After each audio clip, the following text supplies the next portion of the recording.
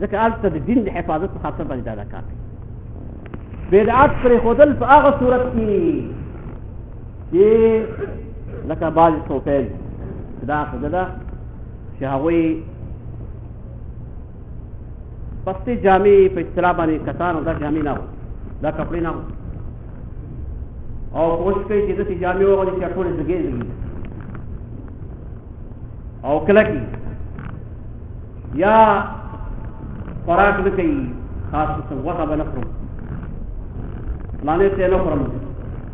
او دا عقیده ساتي چې په دې باندې ماته الله اجر راکړي. دغه پرېښودل په دې خاطر باندې چې زه دا ځکه پرېږدم چې ماته الله پې اجر راکړي، سره د دې نه چې په دغې پرېښودلو باندې نه کوم قرآن آیت راغلی چې دا پرېږدئ، نه د رسول الله صلی الله علیه وسلم کوم حدیث کې ذکري، خو دا د ځانه شیخي وکړي او دا عقیده ساتي چې په دې باندې ماته الله اجر راکړي. نو دغه وخت کې د دغه کار پرېښودل، د دغه څیز پرېښودل دا هم څه دی؟ بدعت. نو بدعت دوه قسمه ته تقسیم شو په غټه معنا باندې، یا د یو نوي کار کول په دې خاطر چې الله راته اجر راکړي، په دین کې ثبوت نه لري، یا د یو نوي کار پرېښودل په دې خاطر باندې چې ماته الله اجر راکړي، خو د هغې په پرېښودلو باندې هم څه دلیل نه. ولې ورو بدعت اصلا د دین کې په دین کې د یو مهم اصل چې د دین اساس او بنیاد پې ولاړ دی، د هغې سره په ټکراو چې د دې موږ د بدعت خطر معلومولی، هغه اصل څه شی دی چې موږ مسلمانان په دې مسلمانېږو چې موږ وایو چې لا اله الا الله محمد رسول الله. د لا اله الا الله محمد رسول الله د کلمې لنډ او خلاصه مقصد دا دی چې عبادت حقدار د الله نه علاوه څوک نشته، عبادت الله. او د دویمې جملې چې محمد رسول الله محمد صلی الله علیه وسلم د الله تعالی استازی دی، د الله تعالی د خوا نه رالېږل شوی دی، چې رالېږل شوی دی، نو معنا دا چې کوم حکم یې کړی هغه به څه کوو؟ عملي کوو. نو څه شي چې منع کړي د هغې نه به ځان، او د څه شي پیشګویي چې کړي چې دا په مخکني امتونو کې شوي او یا داسې کارونه به کېږي، په قیامت کې به داسې حالات راځي، په آخره زمانه کې به داسې حالات راځي، د هغې خبرې موږ څه کوو؟ تصدیق. د رسالت معنا درې امر یې کړی عملي کوونکي څه شي نه منع کړي د هغې نه به ځان ساتو، او کومه خبره چې یې کړې ده چې هغه خبرې ورکړی دی د هغې څه به کوو؟ هغه به باور ورپې کوو چې دا خبرې دي تصدیق. نو د رسول الله صلی الله علیه وسلم ته چې موږ ویو چې الله دا د الله رسول دی، او دا ویو چې اشهد ان محمدا عبده ورسوله، ګوایي په دې کوم چې محمد صلی الله عبد بنده دی او د الله رسول دی، نو معنا دا چې د ده تابعداري څه شی ده؟ واجب. نو د رسول الله صلی الله علیه وسلم تابعداري دا په دین کې بنیادي اصل، یو اصل توحید چې لا اله الا الله، دویم اصل دویم بنیادي چیز چې اسلام پې ولاړ دی هغه محمد رسول الله چې رسول الله صلی الله علیه وسلم تابعداري د هغه پیروي کول او د هغه په خبره پسې روانېدل. نو د رسول الله صلی الله علیه وسلم تابعداري لکه څرنګ چې په کولو د یو کار کې ده موږ په دې مکلف چې رسول الله صلی الله علیه وسلم کوم کار کړی هغه وکړو، کوم کار چې واجب ویلی هغه عملي کړو، مستحب ویلی وي په هغې باندې اجر راکول کېږي. همدارنګ د رسول الله صلی الله علیه وسلم تابعداري په دې په پرېښودلو کې هم مهم متوجه، لکه څرنګه چې د رسول صلی تابعداري موږ په کولو کې کوو، همدارنګ د رسول الله صلی الله علیه وسلم تابعداري په پرېښودلو. معنا دا چې رسول الله صلی الله علیه وسلم کوم کار نه کړي هغه ورته دین نه ویلې هغه په مچا باندې نه لازم کړي په مسلمانانو یا هغه ورته مستحب نه ویلې غوړ ورته نه ویلې او مونږ یې کوو چې نه دې کړي او رسول الله صلی الله علیه وسلم په دور کې د هغې پیدا کېدل سبب موجود چې دا کار جوړ شي خو نه دی وروسته دې وضاحت سره ده او هغه نه یې کړی نو اوس د رسول الله صلی الله علیه وسلم تابعداري هم په کولو کې او هم په نو اوس بدعت د رسول الله صلی الله علیه وسلم د تابعداري سره په ټکراو او په تضاد هغه څوک چې بدعت کوي په دین کې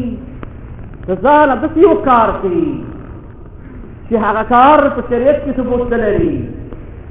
رسول الله صلی الله علیه وسلم په احادیثو کې ثبوت نه لري قرآن کریم کې د هغې ثبوت نشته دی او هغه سړی کوي هغه بدعت د رسول الله تابعداري ونه یا هغه کار پرېږدي چې تا په پرېښودلو کې ثواب کړي رسول سلام هغه نه دی پرېښودی او رسول سلام هغه ثابت نه دی د هغې پرېښودل نو دا دغه بدعت بیا ورونو په دې خبره ځان باید پوه کړو چې بدعت لکه ما تاسو ته وویل چې د رسول الله صلی الله علیه وسلم د تابعدارۍ سره په ټکراو کې دی نو د رسول الله سره تابعداري هم په کولو کې هم په پرېښودلو کې په لنډه توګه د رسول سره تابعداري باید په شپږ شیانو کې وکړو اله ورنه بدعت باندې توجیه شپږو خبرو کې باید د رسول سره تابعداري یو دا چې یو سړی یو عبادت په یو سبب پورې تړي یو سبب د وجې نه یو سړی عبادت کوي نو دغه سبب په شریعت کې راغلی مثال په توګه موږ نن د جمعې لمونځ وکړو په خاص معین دغه باندې موږ چې 2 رکعاته چې دا سبب په شریعت کې راغلی دی چې جمعې ورځ ټاکل شوې ده او په هفته کې یو ورځ ده او د هغې لپاره جمعې لمونځ دا سبب دا عبادت ده د جمعې یو سبب دغه ورځ پورې تړل شوی دی چې د چا نه راغلی دا ثبوت د الله په کتاب اوس که یو سړی رالېږي یو عبادت په داسې یو سبب پورې تړي چې هغه سبب په شریعت کې دی د مثال په توګه سړی وایي چې زه په 15مه شپه د شعبان باندې دلته به د شپې تهجد یا د 15 د برات او د شعبان د میاشتې روژه دا روژه عبادت دی نفلي روژه مونځ تهجد ته عبادت دی خو دی په داسې سبب پورې تړي چې هغه سبب شریعت کې نه راغلی شریعت دا نه دي ویلي رسول الله صلی الله علیه وسلم دا نه دي ویلي په حدیث کې دا نه ده راغلی چې په 15 ورځ باندې ته عبادت د شپې تهجد وکړه او دې کې خاص ثواب او یا ته په دې باندې دا عبادت پر یو سبب پورې تړل چې د رسول الله ثبوت نه راغلی دا څه دی دا بدعت د رسول الله سلام تابعداري به یو په دې کې کوو چې کوم سبب راغلی په کوم عبادت پورې تړل شوی که نه و راغلی هغه بدعت دویمه خبره ده چې یو عبادت جنس راغلی چې په شریعت کې د هغې جنس موجود وي مثال په توګه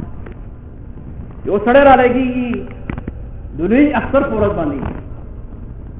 آس راولي